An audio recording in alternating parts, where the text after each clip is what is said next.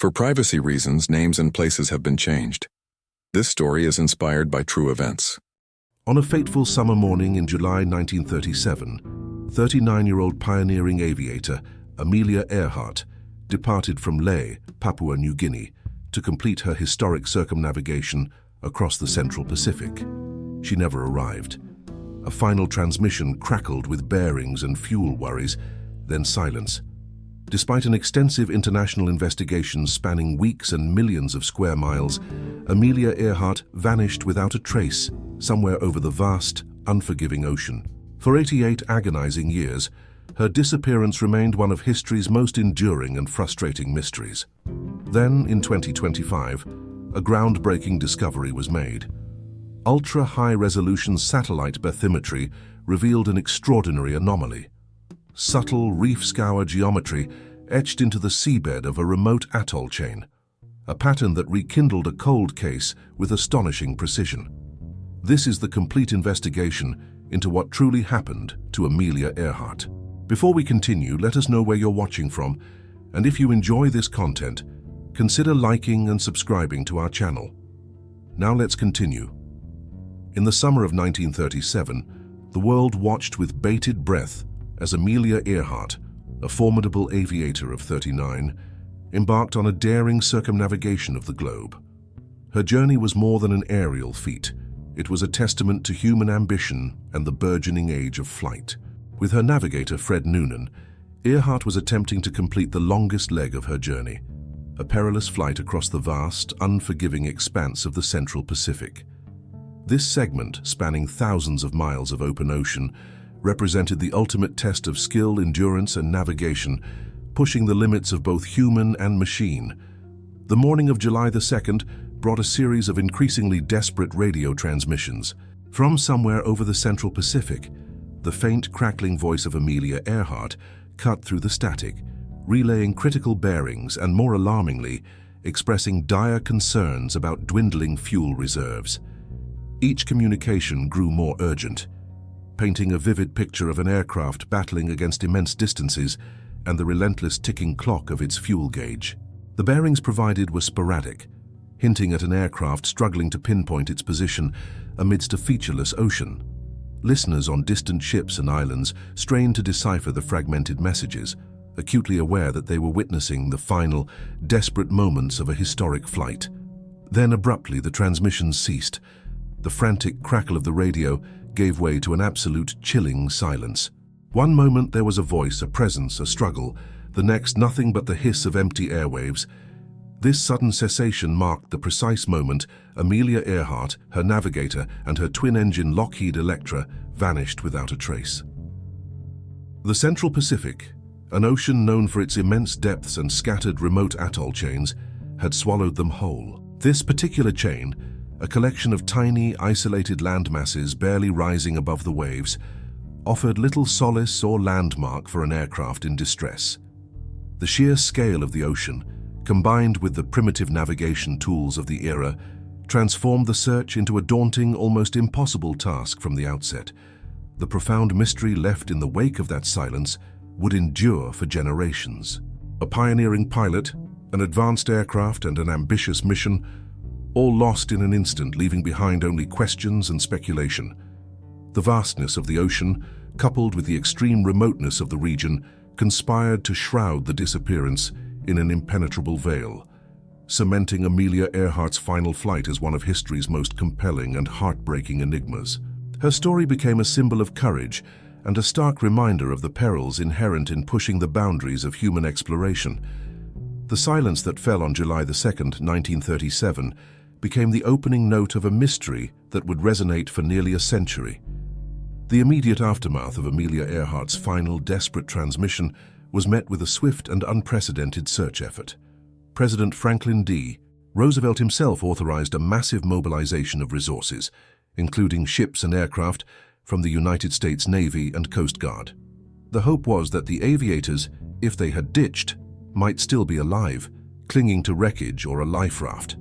Naval vessels already stationed in the Pacific were diverted to the suspected crash area, while land-based aircraft were dispatched from nearby islands, their crews scanning the endless blue expanse. However, The sheer scale of the Central Pacific presented an insurmountable challenge to the technology of 1937. The search parameters quickly expanded to encompass an area exceeding 250,000 square miles, a vastness that dwarfed any previous maritime search operation.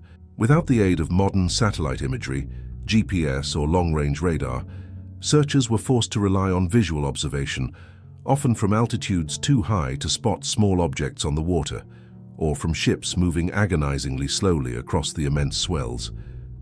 The scattered remote atoll chain where the aircraft was believed to have vanished offered little in the way of distinct landmarks, making precise navigation and systematic coverage nearly impossible. Each tiny island in the chain was a needle in an oceanic haystack. Despite the intense weeks-long effort, involving hundreds of personnel and millions of dollars, no physical evidence of the Lockheed Electra or its occupants was ever discovered. No oil slick, no fragment of fuselage, no life vest, no telltale debris ever surfaced. Every reported sighting, every faint signal, every promising lead ultimately proved to be a false hope, dissolving into the vast indifference of the ocean. As the days stretched into weeks, the initial frantic efforts gave way to a somber acceptance.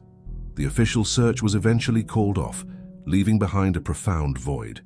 The initial investigation, for all its earnestness and unprecedented scale, failed to provide any definitive answers.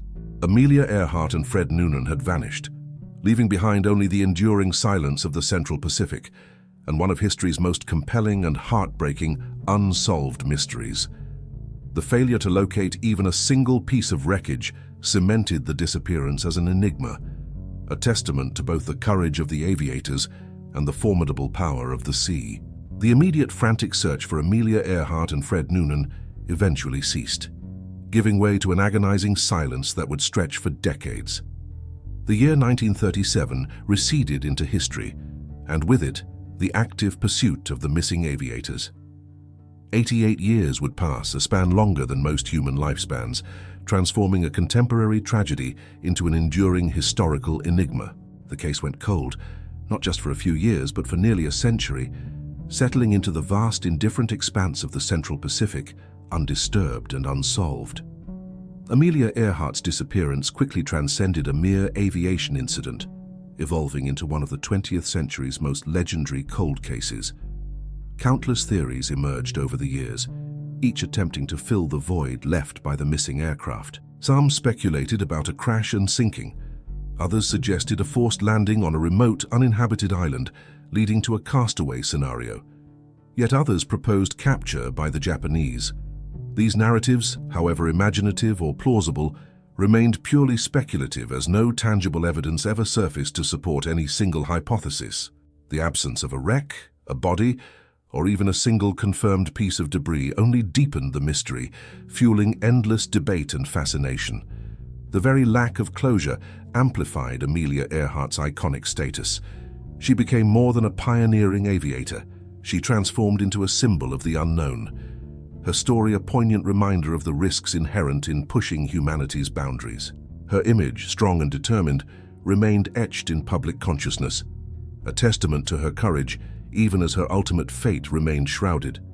The absence of a definitive resting place allowed her legend to grow, unburdened by the grim reality of a recovered wreck, preserving her as an eternal adventurer, perpetually lost in the blue. The geographical obstacles that hampered the initial 1937 search continued to be a formidable barrier to any subsequent efforts.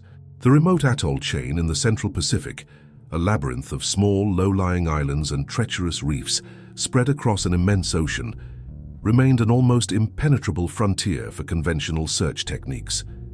The sheer cost and logistical difficulty of mounting expeditions to such isolated locations, coupled with the low probability of success without new leads, ensured that the case remained largely dormant, filed away as an unsolvable puzzle. For nearly a century, the mystery of Amelia Earhart remained frozen in time, a profound stillness settling over the case. It awaited an unforeseen spark, a technological leap, or a fresh perspective that could finally pierce the veil of silence that had fallen on July 2, 1937. The long wait became a defining characteristic of her disappearance, a testament to the enduring power of the unknown and the relentless passage of time. Decades turned into nearly a century, but the relentless march of technological progress offered a new lens through which to examine history's most enduring cold cases. The limitations of 1937, which had rendered the Central Pacific an insurmountable barrier to discovery, were slowly being eroded by unprecedented scientific advancements. Among these, ultra-high-resolution satellite bathymetry emerged as a revolutionary tool capable of mapping the ocean floor with a precision once deemed impossible, revealing details previously hidden beneath miles of water and decades of sediment.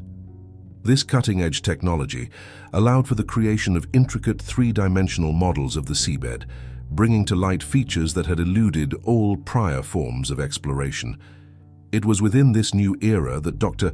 Kanoa Ivers, a leading ocean mapper specializing in the intricate analysis of advanced satellite data, found himself immersed in vast datasets of the remote Central Pacific.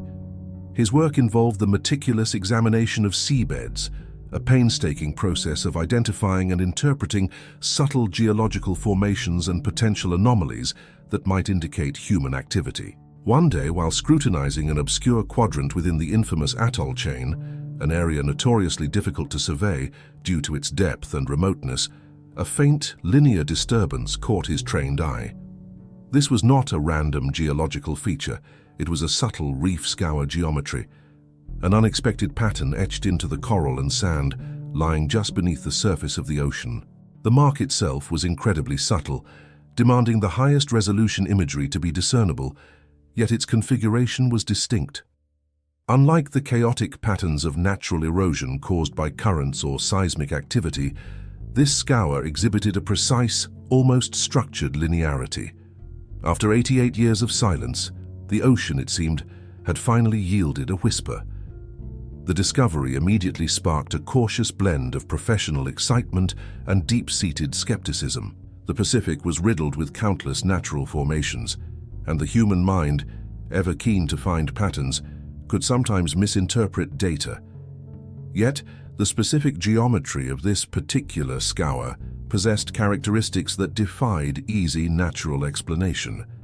Its precise, almost deliberate configuration suggested an interaction with a substantial, non-natural object, rather than the random forces of the deep. This was no ordinary reef damage.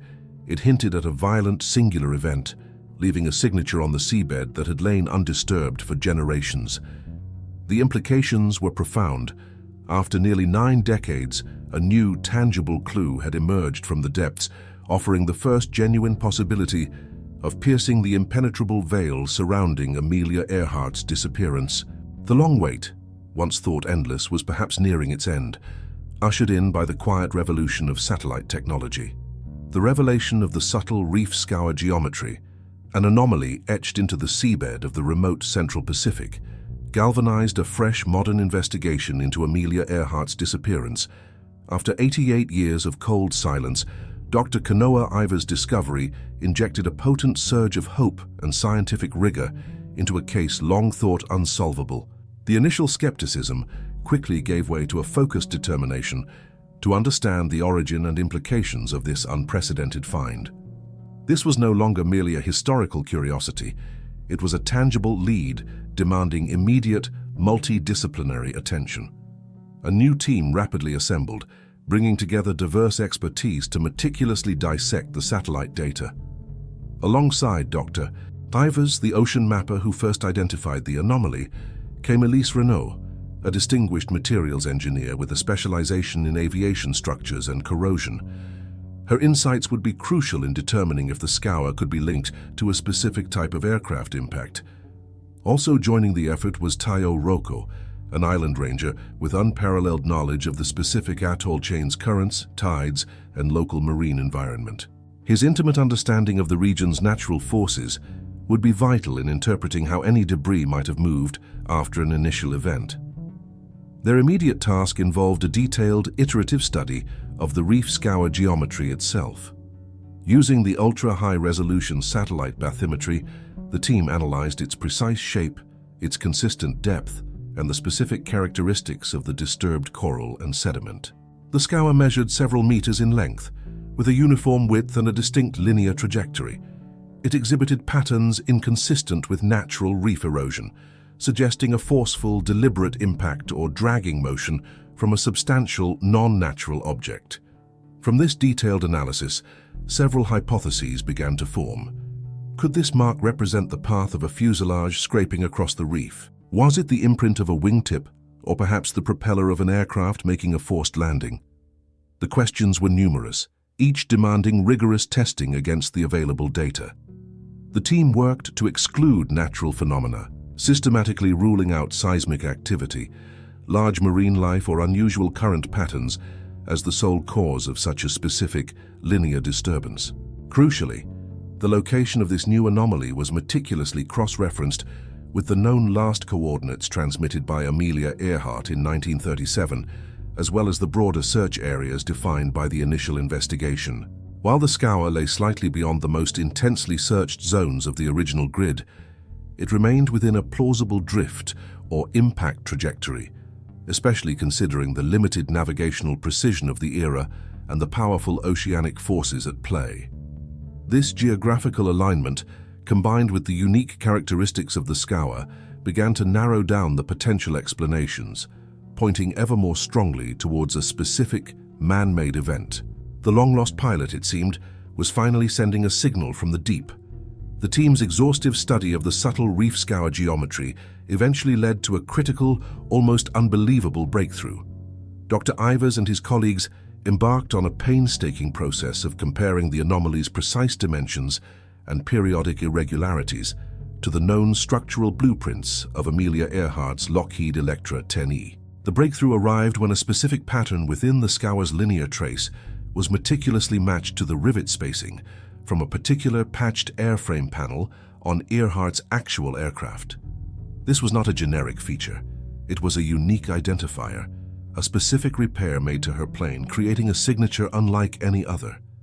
Elise Renault, the materials engineer, provided the crucial expert confirmation. Her analysis revealed that the distinctive spacing and configuration within the reef scour perfectly corresponded to the rivet pattern of a known repair on the underside of Earhart's Electra. This patched panel, documented in pre-flight inspections, had a unique rivet pitch and arrangement, distinct from factory standards. The scour indicated a violent, dragging impact from an object possessing precisely these non-standard structural details.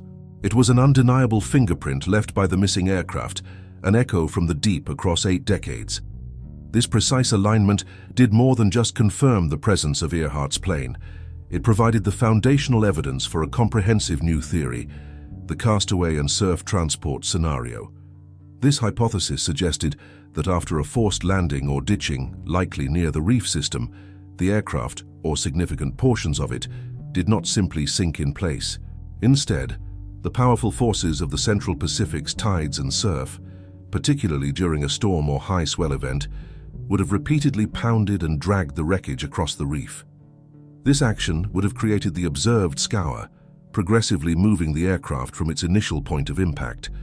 The castaway and surf transport scenario also offered a compelling explanation for why the plane had eluded search efforts for so long. The initial 1937 search grids, based on Earhart's last transmissions and fuel estimates, had focused on a specific, calculated area.